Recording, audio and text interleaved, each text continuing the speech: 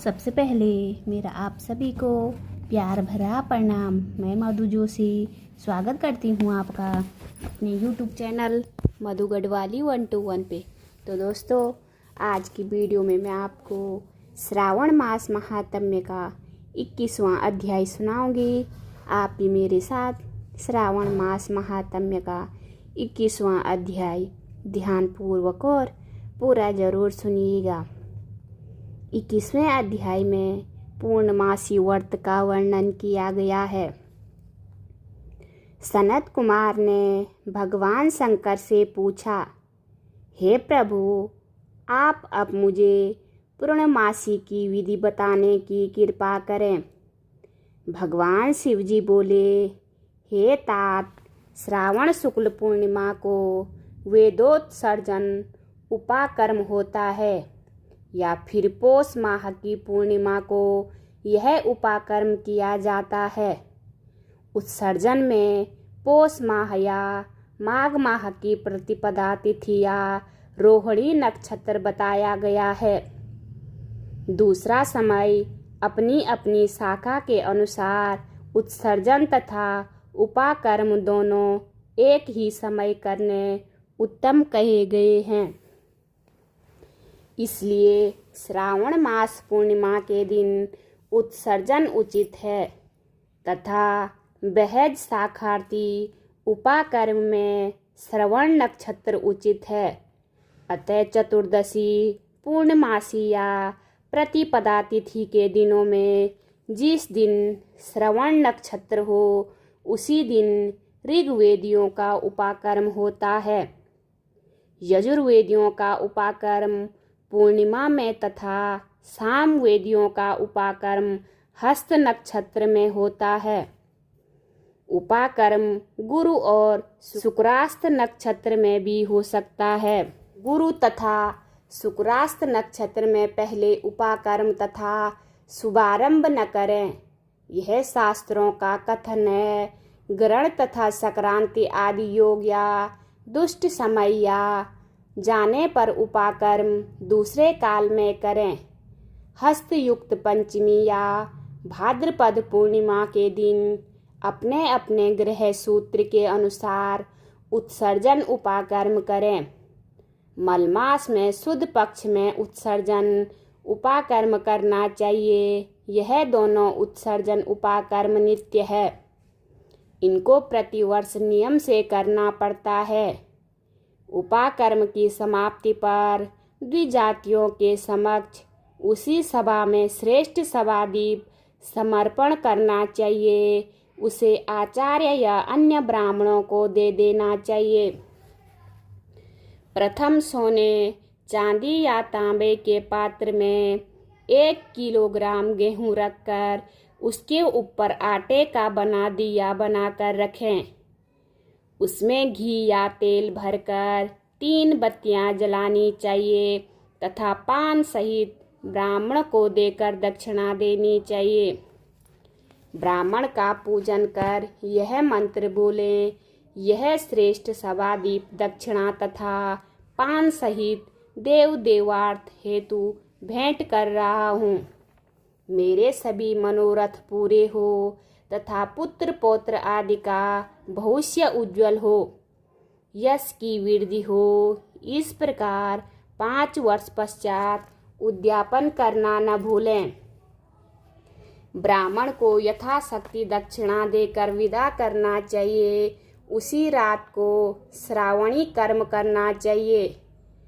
उसी के समीप सर्प बलि देनी चाहिए। ये दोनों कार्य अपने अपने गृह सूत्रों को देखकर करने चाहिए। इसी तिथि में भगवान हयग्रीव का अवतार हुआ था। उस दिन हयग्रीव जयंती महोत्सव मनाना चाहिए। श्रावण मास पूर्णिमा को श्रवण नक्षत्र में भगवान हयग्रीव का जन्म हुआ था। उसी समय संपूर्ण पाप नाशक सामदेव गाया गया था। इसलिए इस दिन सामवेद को सुनना चाहिए और उसकी पूजा करनी चाहिए। वहाँ अपने बंधु बांधवों तथा मित्रों के साथ भोजन करना चाहिए और मनोविनोद के खेल खेलने चाहिए। हयग्रीव की पूजा करनी चाहिए। शुरू में प्रणव भोजन करना चाहिए। उसके बाद भगवते तथा धर्माय कहकर चतुर्थ अंतर आत्मविशोधन शब्द की योजना करनी चाहिए। अंत में नमः शब्द का उच्चारण करना चाहिए। यह 18 अक्षरों का मंत्र सब सिद्धियों को प्रदान करने वाला तथा वश्य मोहन आदि प्रयोगों का एक ही सार्थक मंत्र है। इसका पुरस्चरण अक्षर संख्या के अनुसार 18 लाख या 18,000 है, परंतु इस कलयुग में इसका चौगुना करना चाहिए। इस प्रकार करने से भगवान हयग्रीव प्रसन्न होते हैं और सभी मनोकामना पूर्ण होती है। इसी दिन रक्षाबंधन का पर्व मनाया जाता है। यह सब रोगों का नाश करने वाला तथा अशुभों का नाश करने वाला है। हे सनत कुमार, इसके विषय में तुम्हें पुराना इतिहास सुनाता हूँ। पहले इंद्राणी ने इंद्र की जय के लिए इसे किया था। पुराने समय में देव और असुरों में संग्राम छिड़ गया था जो 12 वर्ष तक चला। इंद्राणी ने उसी समय इंद्र को थका जानकर कहा, हे देव, आज चतुर्दशी है। कल सुबह मैं रक्षाबंधन करूंगी, जिसके करने से आप अजय हो जाएंगे। इतना कहकर इंद्राणी ने पूर्णिमा के दिन मंगल आदि कर हर्ष देने वाली रक्षा को इंद्र के दाहिने हाथ में बांध लिया। इंद्र ने रक्षा बंधवाकर ब्राह्मणों के साथ स्वास्तिक वाचन किया और इसके बाद असुर सेना पर आक्रमण कर दिया। देखते ही देखते इंद्र ने बलशाली असुरों पर विजय प्राप्त कर ली। भगवान भोलेनाथ बोले, हे सनत कुमार, श्रावण मास की पूर्णिमा के दिन मनुष्य को प्रातःकाल श्रुति स्मृति विधान द्वारा स्नान करना चाहिए। संध्या जप आदि करके पितर देवता और ऋषि तर्पण करना चाहिए। सोने के पात्र की सुरक्षा बनवाकर उसको स्वर्ण के सूत्र से बांधकर मोती आदि द्वारा विभूषित स्वच्छ रेशम से बने विचित्र ग्रंथि युक्त पत्र गुच्छों से सुशोभित सरसों चावलों को अंदर रखकर आकर्षण बनाना चाहिए। वहाँ कलश रखकर उसके ऊपर पूर्ण पात्र में रक्षा रखनी चाहिए।